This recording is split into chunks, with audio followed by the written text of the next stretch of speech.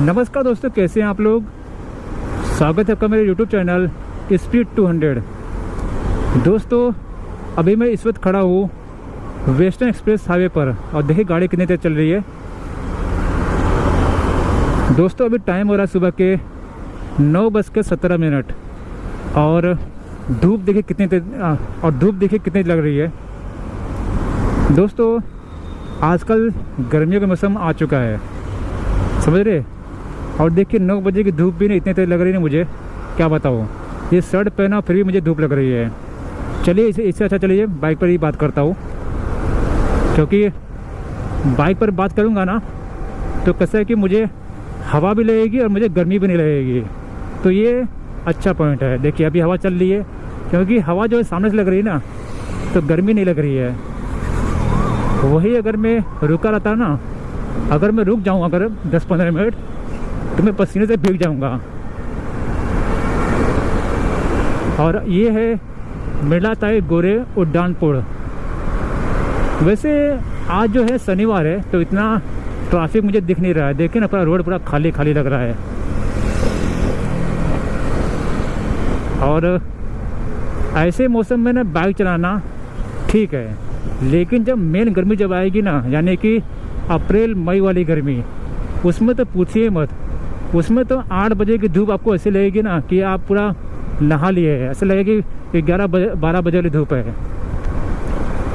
ऐसा है, क्योंकि मौसम चेंज हो रहा है ना। अब मौसम चेंज होगा तो जाहिर सी बात है कि गर्मी आएगी। अभी ठंडी जा रही है, गर्मी आने वाली है, उसके बाद आएगा बारिश। तो हमारे इंडिया में ना 3 तरह की ऋतुएँ हैं। एक है ग्रीष्म ऋतु, एक है शीत ऋतु और एक वर्षा ऋतु। 3 तरह की ऋतु पाई जाती है। और सब लोग कहते हैं कि बांग्लादेश में 4 ऋतु पाई जाती है। अब 4 ऋतु कौन सी है मुझे बताना कमेंट में, क्योंकि मैं जहाँ तक मैं पढ़ा हूँ ना स्कूल में, तो वहाँ पर 3 ऋतुएँ हैं, ग्रीष्म, वर्षा और शीत। और ये जो चल रहा है ना, ये है अब इसमें क्या बोले, दोनों के बीच का है, ना ठंडी ना गर्मी। क्योंकि सुबह सुबह निकलते हैं ना, अगर आप 6 बजे निकलेंगे ना सुबह सुबह अर्ली मॉर्निंग, तो उस समय आपको ठंड लगेगी, लेकिन फिर धीरे धीरे ना गर्मी चालू हो जाएगी। क्योंकि पहले अगर आप देखेंगे ना, तो पहले जो धूप था सामने से निकलता था, सामने से यहाँ से निकलता था। और आज का जो धूप है वो पीछे से निकलता है, जैसा कि आप कैमरे में देख रहे हैं। अरे यार, इस रोड पर कितने खड्डे हैं, देखिए ना। ये समझ में नहीं आ रहा है कि खड्डों में रोड है या रोड पे खड्डे हैं।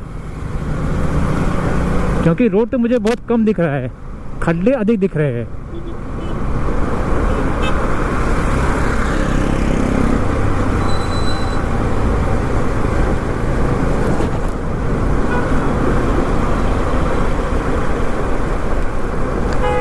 अब सोचिए कि अगर इन खड्डों में जाकर किसी का एक्सीडेंट होगा, ठीक है, वो मर जाएगा या फिर कुछ उसको हो जाएगा, तो सरकार तो यही कहेगी कि सामने वाला बंदा सही से गाड़ी नहीं चलाता, बराबर ना।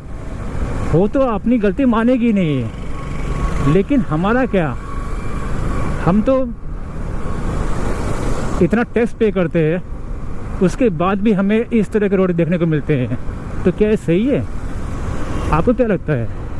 सरकार अपनी गलती मानेगी नहीं, हमसे टैक्स लेगी, लेकिन रोड सही से बनाएगी नहीं। यानी कि हर तरफ सरकार का ही फ़ायदा है। हमसे टैक्स भी लो और सस्ते में रोड बनाओ, और अगर कोई इस पर जाके मर भी गया तो उसका दोष भी ना लो और ना ही उसका कुछ कंपनसेशन दो। यही तो काम है सरकार का। ये सिर्फ मैं मुंबई की बात नहीं कर रहा हूँ, हर जगह का वही है। आप चाहे मुंबई जाओ, दिल्ली जाओ, गुड़गांव जाओ, हैदराबाद जाओ, चेन्नई जाओ, हर स्टेट का, हर शहर का यही है कि अगर आपका एक्सीडेंट होता है किसी खड्डे में जाकर, तो फिर गलती आपकी है ना। अगर कोई बंदा, मान लीजिए कोई बंदा अगर दारू पी की गाड़ी चलाता है, उसका एक्सीडेंट होता है, देन इट्स एक्सेप्टेबल कि हाँ चलो ठीक है, वो दारू पी की गाड़ी चला रहा था, इसके लिए उसका एक्सीडेंट हुआ और वो मर गया। लेकिन जो बंदा कभी ड्रिंक नहीं करता, ना कोई नशा करता है, और अगर उसका किसी पाथर में जाकर एक्सीडेंट होता है तो कौन उसका जिम्मेदार है?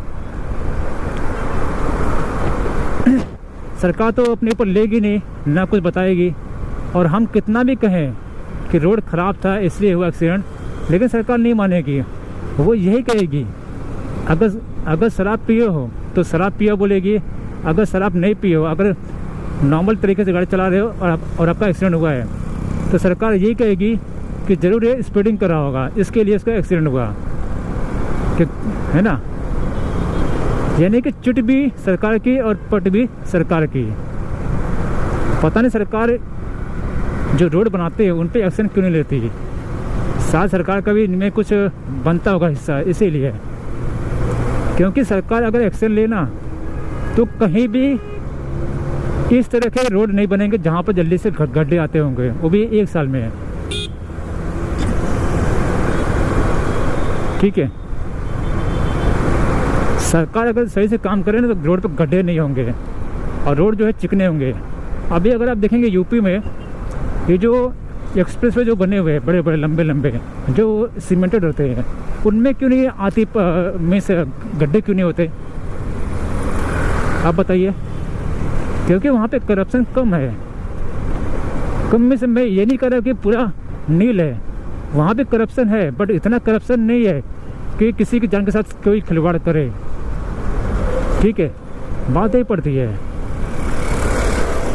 तो करप्शन तो इंडिया में है, बट कहीं कम है कहीं ज़्यादा है। ठीक है, और अभी बात करते करते मैं पहुंच गया हूँ कुरार विलेज।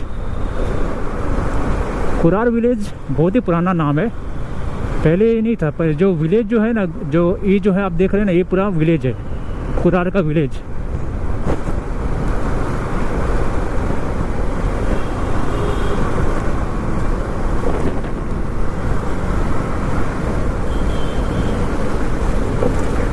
दोस्तों, अगर आप रोड पे गाड़ी चला रहे हैं ना तो खड्डे आने पर देखिए, यहाँ पर ये देखिए गाड़ी उछली। बताइए, इस तरह के अगर खड्डे रहेंगे रोड पर तो कैसे गाड़ी चलेगी?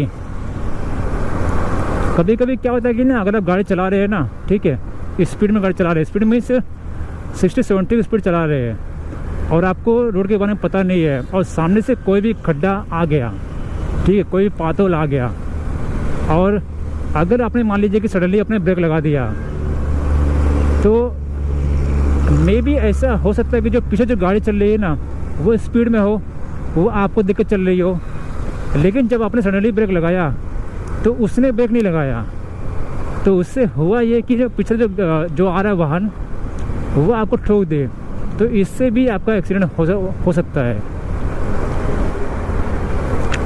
यानी कि पाथोल अगर रोड पर है उससे कई तरह के चांसेस हैं कि आपका एक्सीडेंट हो सकता है। ठीक है, चलिए, इतनी बातें तो हो चुकी है, अब बाकी बातें करते हैं हम लोग बाद में ही।